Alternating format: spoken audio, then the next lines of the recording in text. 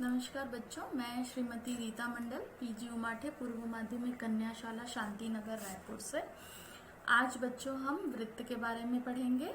आपने छठवीं और सातवीं में वृत्त के बारे में बहुत कुछ पढ़ लिया है, बट आज हम उसके आगे वृत्त के अवयवों के बारे में जानेंगे।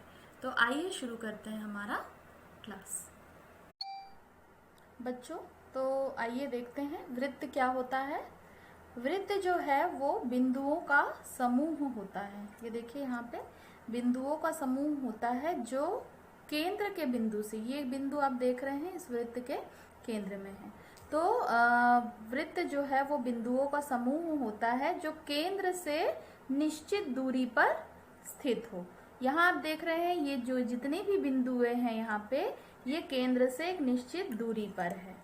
ठीक है, यहाँ से यहाँ तक की जो दूरी जो है वही यहाँ से यहाँ तक की भी दूरी है और वही यहाँ से यहाँ तक की भी दूरी है। ये जितनी भी बिंदुएं हैं केंद्र से इन सब की दूरी जो है वो बराबर है। तो बच्चों, वृत्त जो है वो एक ऐसे बिंदुओं का समूह है जो केंद्र से एक निश्चित दूरी पर स्थित है और इसी दूरी को, केंद्र से परिधि तक की दूरी को ही हम क्या कहते हैं, वृत्त की त्रिज्या कहते हैं। तो ये भी वृत्त की त्रिज्या हुई, ये भी वृत्त की त्रिज्या हुई, ये भी वृत्त की त्रिज्या हुई, और ऐसे ही जितनी भी बिंदुएं हैं, हम केंद्र से जितनी भी बिंदुओं को मिलाएंगे वे सभी क्या हो जाएंगी, वृत्त की त्रिज्याएं हो जाएंगी। तो बच्चों, एक वृत्त में हमें बहुत सारी त्रिज्याएं, अनगिनत त्रिज्याएं मिल सकती हैं। क्यों? इसका कारण क्या है बच्चों? क्योंकि उस वृत्त में अनगिनत बिंदुएं हैं। अनगिनत बिंदुओं के कारण अनगिनत त्रिज्याएं एक वृत्त में हमें मिलती हैं। अब बच्चों देखिए, यहाँ से यहाँ तक की दूरी को हम क्या कहते हैं, त्रिज्या। और इसी प्रकार यहाँ से यहाँ तक की दूरी को भी हम क्या कहते हैं, त्रिज्या कहते हैं। तो बच्चों, ये जो यहाँ से यहाँ तक की पूरी जो दूरी दिख रही है वो यहाँ से यहाँ तक भी त्रिज्या है, यहाँ से यहाँ तक भी त्रिज्या है, और ये दोनों ही क्या होते हैं बच्चों, बराबर होते हैं, क्योंकि यहाँ से यहाँ तक की दूरी और यहाँ से यहाँ तक की दूरी भी बराबर है। तो बच्चों, वृत्त की परिधि से परिधि को मिलाने वाली रेखा जो कि केंद्र से होकर गुजरती, ये जो रेखा देखिए बच्चों, ये केंद्र से होकर गुजर रही है, इसलिए इस रेखा को हम क्या कहते हैं, वृत्त का व्यास कहते हैं। तो बच्चों, वृत्त के व्यास भी हमें बहुत सारे मिल सकते हैं। जैसे वृत्त की त्रिज्या बहुत सारी है, वृत्त के व्यास भी हमें मिल सकते हैं। जैसे ये है और ये त्रिज्या है और ये भी त्रिज्या है, और जब हम इन दोनों को मिला देते हैं तो ये क्या बन जाता है, व्यास।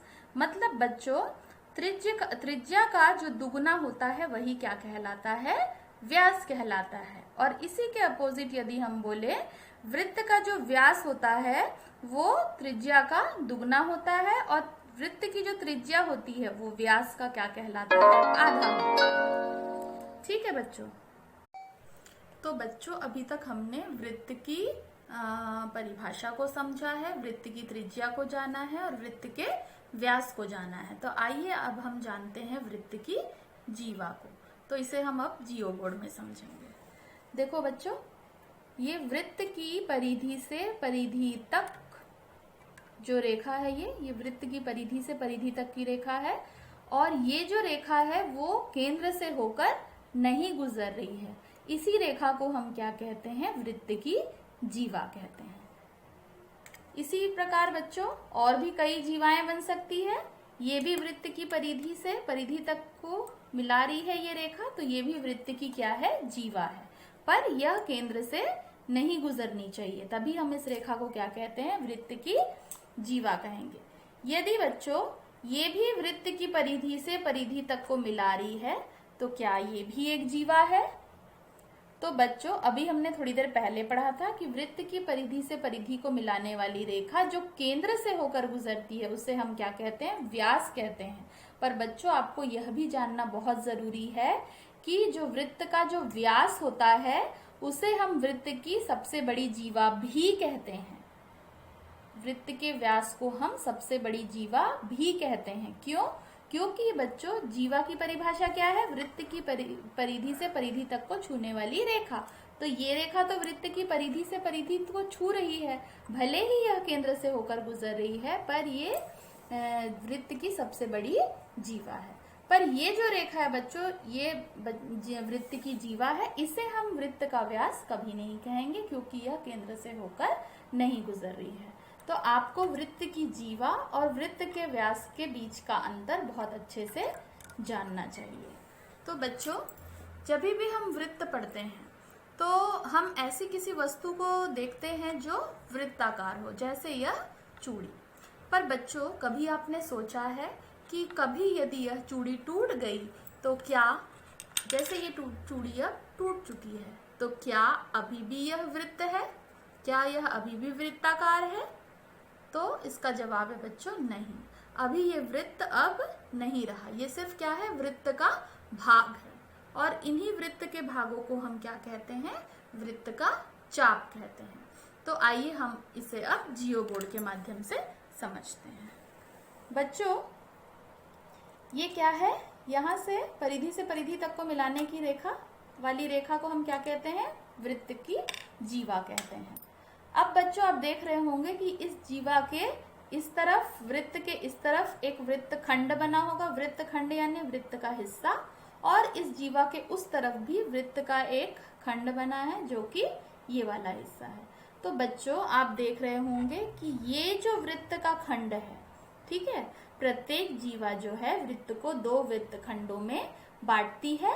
इन वृत्त की परिधि के भाग को भी हम क्या कहते हैं, चाप कहते हैं। ये वृत्त की परिधि का भाग है जो कि जीवा के इस तरफ है, तो ये भी वृत्त की चाप कहलाएगा।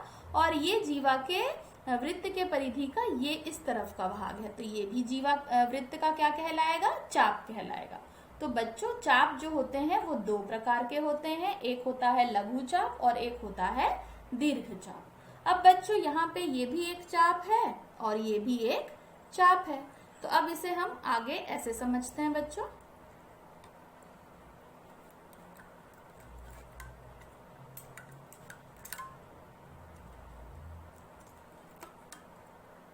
ये देखिए, जो वृत्त का जो जीवा थी, मैंने वृत्त की जीवा को मैंने क्या कह दिया, ये क्या है, ये एक चाप है और ये क्या है, दूसरा चाप है। बच्चों, हमें ये तो बहुत अच्छे से पता है कि वृत्त पे जो केंद्र पर जो कोण बनता है वो कितने अंश का बनता है, 360 अंश का बनता है। और यहाँ पे हम साफ साफ देख सकते हैं कि ये जो वृत्त खंड का ये वाला जो भाग है, यहाँ पे जो कोण बनेगा और यहाँ पे भी एक कोण बनेगा, तो हमें यह साफ साफ दिख रहा है 180 अंश कितना होता है बच्चों, ये जो सीधी सीधी रेखा बनती, तो यहाँ पे जो ये सीधी सीधी जो रेखा बनती, इसके इस तरफ कितना है, 180 अंश होता है, इसके इस तरफ कितना होता है, 180 अंश होता है। तो बच्चों, हम देख सकते हैं कि इस वृत्त खंड में 180 अंश से कम कोण बन रहा है।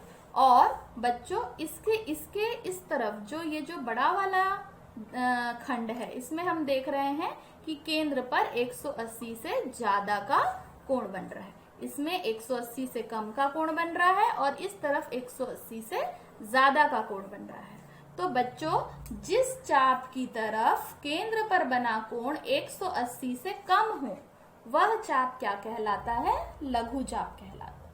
और जिस चाप की ओर केंद्र पर बना कोण 180 से अधिक हो, यहाँ देखिए 180 से अधिक है कुछ, तो ये वाला जो चाप है वो क्या कहलाएगा, दीर्घ चाप। ये हो गया लघु चाप, ये हो गया दीर्घ चाप। दीर्घ मतलब बच्चों बड़ा और लघु मतलब छोटा। तो ये हमें दिख भी रहा है कि ये जो चाप है वो छोटा है और ये जो चाप है वो बड़ा है। तो ये हो गया लघु चाप और ये हो गया दीर्घ चाप। तो बच्चों, हमने आज चाप जो वृत्त के चाप होते हैं उसके 2 प्रकार पढ़े हैं, लघु चाप और दीर्घ चाप।